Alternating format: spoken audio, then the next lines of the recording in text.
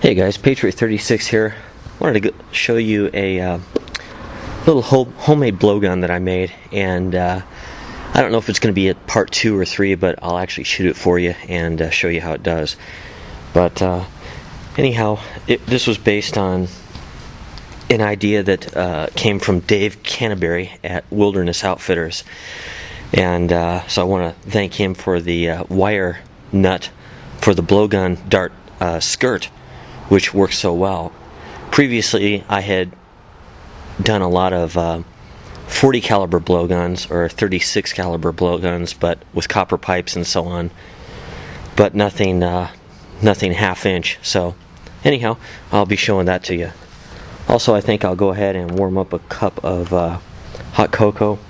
I've got this 3-wick emergency candle that came to me from County Com. This is their Maritac 3-wick emergency candle. So I thought we'd go ahead and light this up. I have tested it a couple times.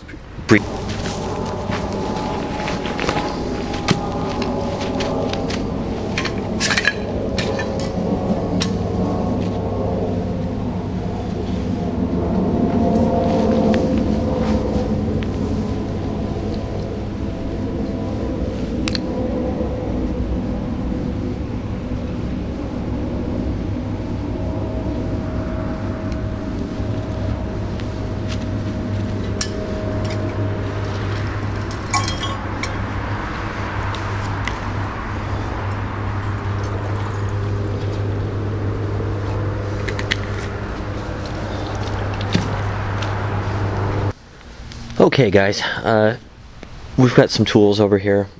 I brought a cordless drill along, some super glue, some Gorilla Glue, a extractor bit, and some wire nuts,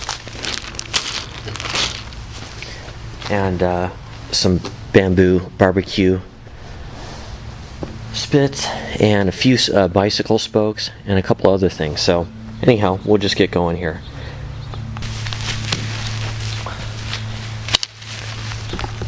Okay, we're starting off with a 1/2 inch PVC.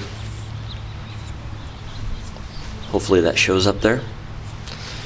And what I've got here is just 2 small pieces. I think these are 18 inches long. They'll make a 3-foot blowgun set together.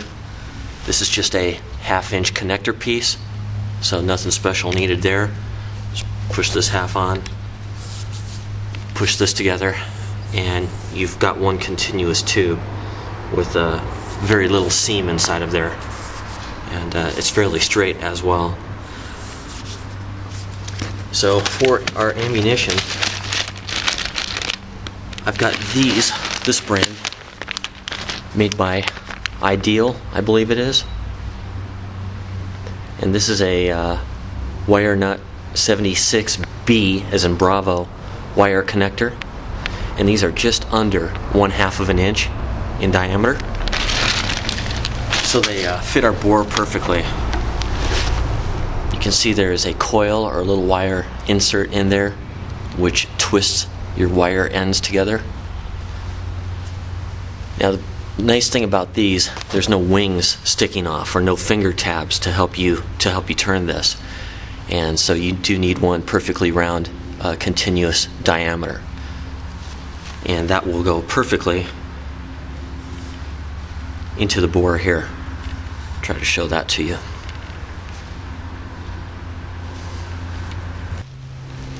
Now our goal here, guys, is to take this bamboo barbecue skewer and to center it inside of our wiring nut.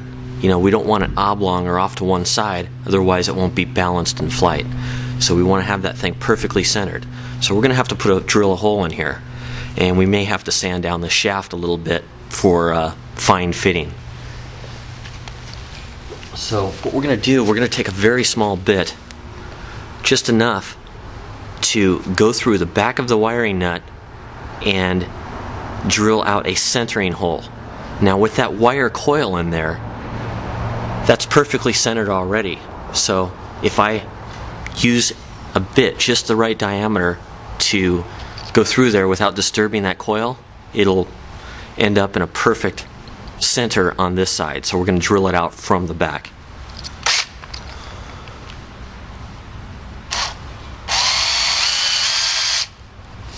As you can see there, came right out the dead center, and that's exactly what we want. Now the reason that we achieved that was we didn't want to go through the front because there's no dimple or depression there to hold the bit, and the bit will wander around and will not drill a centered hole. So now that we have a hole centered and we've got a center point to start there, now we have to get rid of that wire coil in there because the hole in that coil is too small for our bamboo shaft to go through that hole. And if you try to drill that out, it's just going to come unraveled on you. So you don't want to drill it out, you want to remove it. And the way that we're going to do that is with a reverse bit or an extractor bit. Now this one came in a snap-on kit. This is called an EX4 1/4 inch. And it has a four-sided end on this side, but it'll work fine in the cordless drill. So we're going to take our bit out, open it up wide enough for this bit, and it doesn't have to be perfectly centered, just so that it's grasped. Now the next thing we're going to do is just insert it into here, make sure that the bit is going in reverse. We're going to put our extractor in there, hold this securely.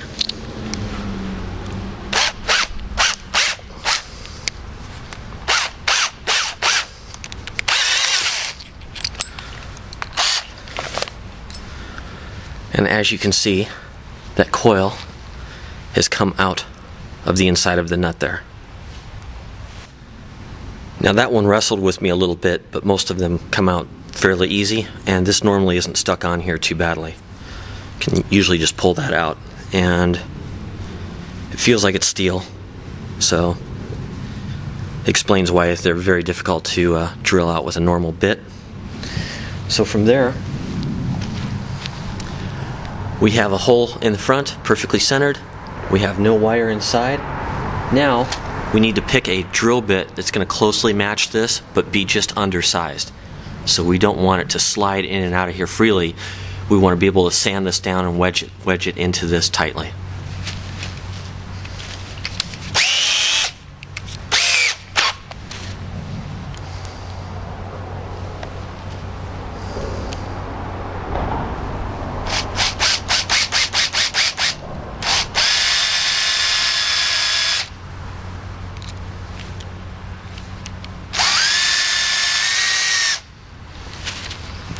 As you can see, we've drilled through.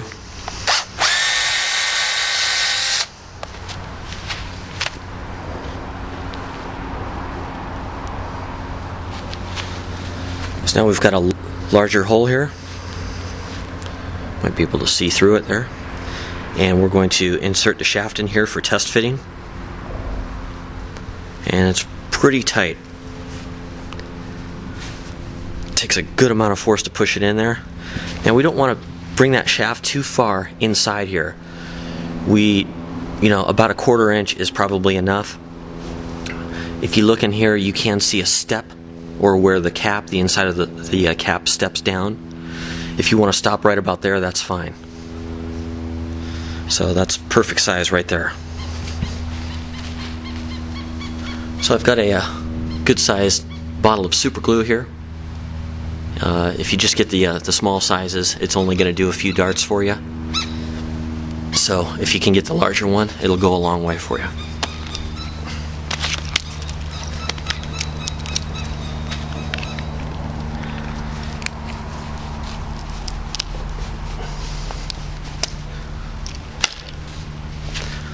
So we're going to take a little bit of superglue, just kind of drip it down on the shaft here. Not a whole lot for now. Just enough to get a hold.